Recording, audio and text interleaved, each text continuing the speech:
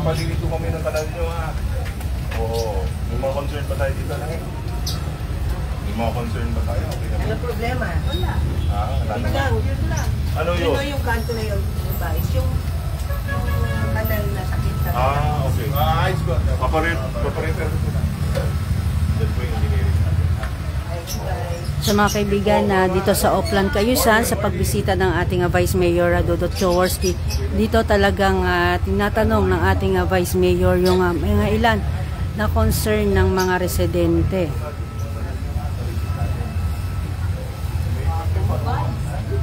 Thank you. Good morning.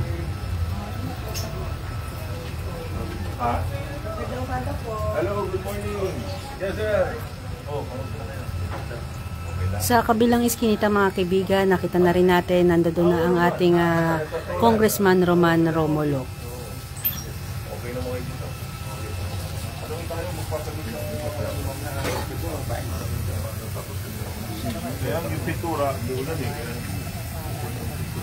Kung meron kayo mga concern, sabihin yung engineering. Hey, sige. Okay. Wala na yung tatrapakan natin. Tayo dalawa, duran tayo ng 3 on 3, San Miguel. Tayo dalawa. Babasa ko yung pinito ko kay anak dito. Oo nga. Sige po. Regards po sa pamilya. Ma'am, morning. God bless you po. Thank you.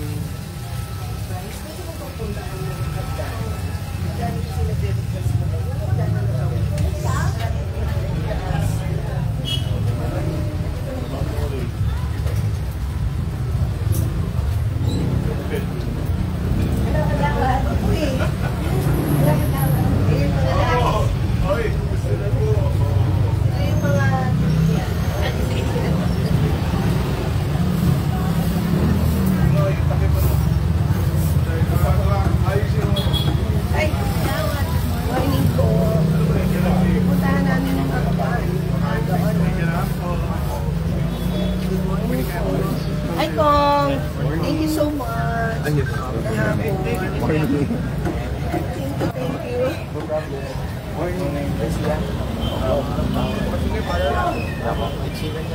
Sige lang.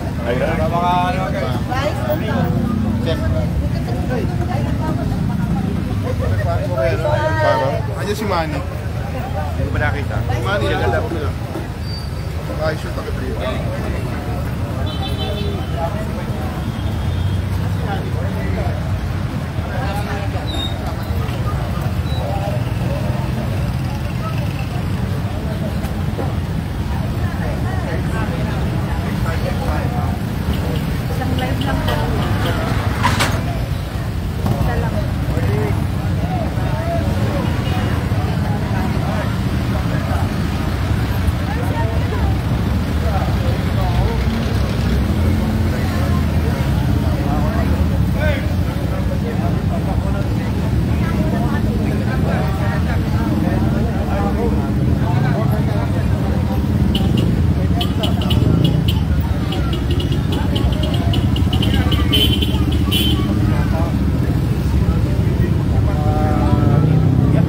Good morning po, Ma'am Althea Legazpi Gordon Villanueva. So, maraming salamat po sa inyong pagtutok sa ating live update ngayong umaga.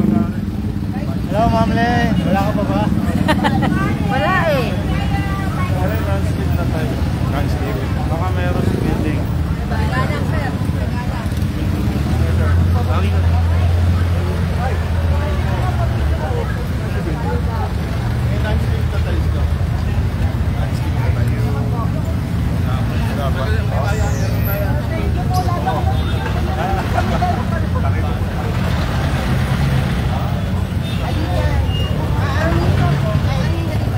Ayos na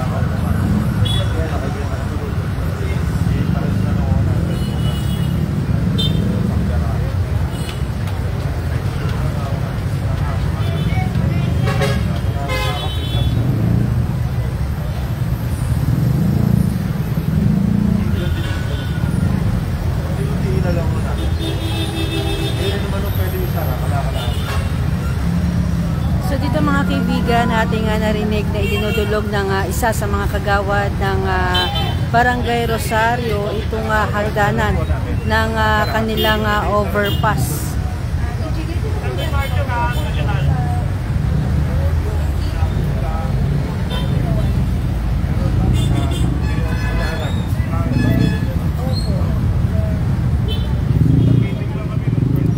Mga bakal nito.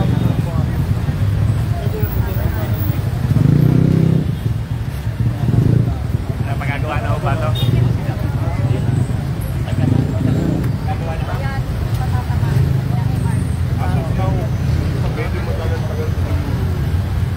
Wala pong update eh. Kayo, may update mo kayo. Nag-meeting kami pero no 2023 pa. After that, zero. Ngayon?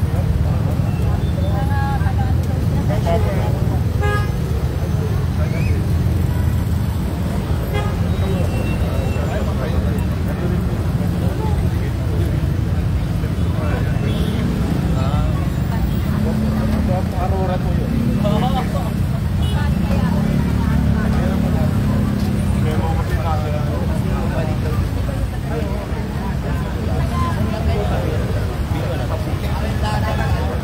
Dati nagtumalas kasi maliit lang siya.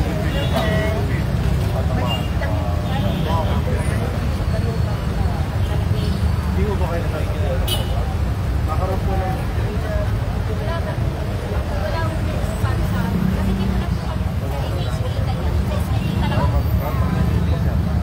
Ano ba naman ba?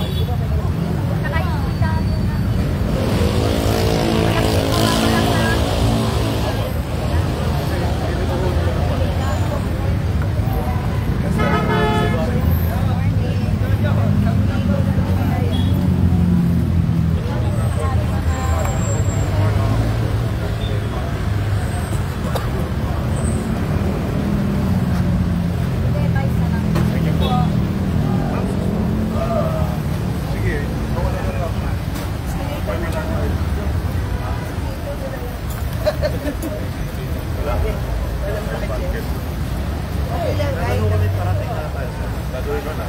Mga kaibigan, sa pag-ikot ni Vice Mayor sa lugar na Dr. Sisto Anton Avenue, parang sa akin Ano makakakita sir? itong footbridge Ano makakakita po sa ito lang?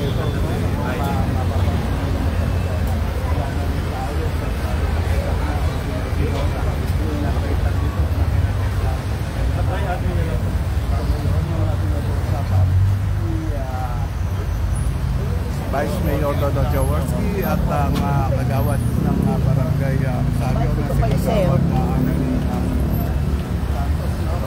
Pinacheck ko na to sa sa ugnayan. Pero ginawa ko. Ano lang, balikada na balikada. Aesthetic lang. Structure kasi sa ilalim. Pa-repair mo na lang. Balikada naman. Super structure siya.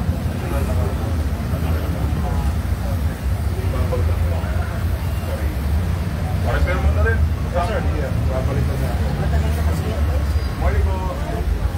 Pero ano, hindi problema. Hindi pa.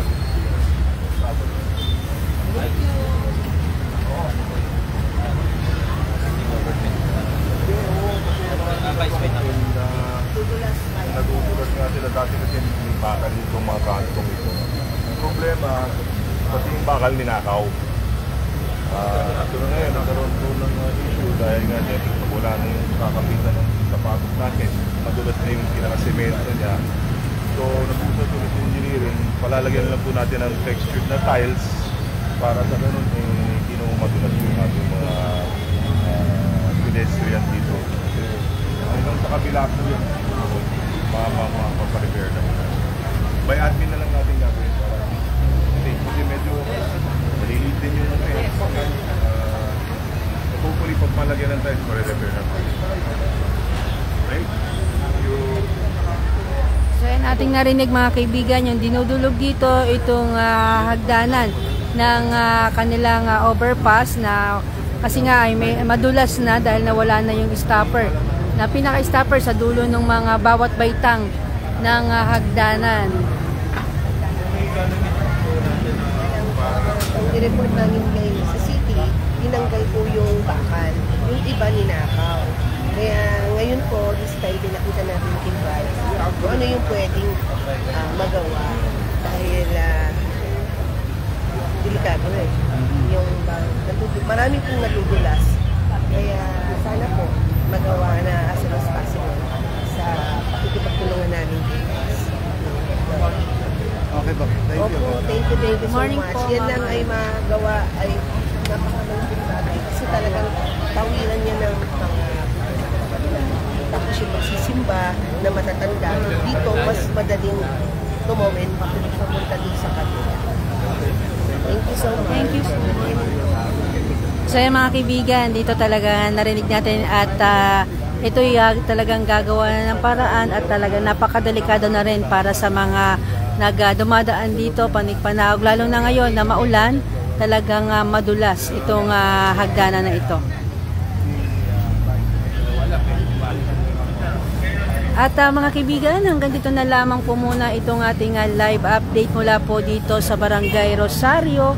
Maraming salamat po sa inyong pagtutok at panonood. Muli, ito po si Elisa Legaspi ng Pasig News Update.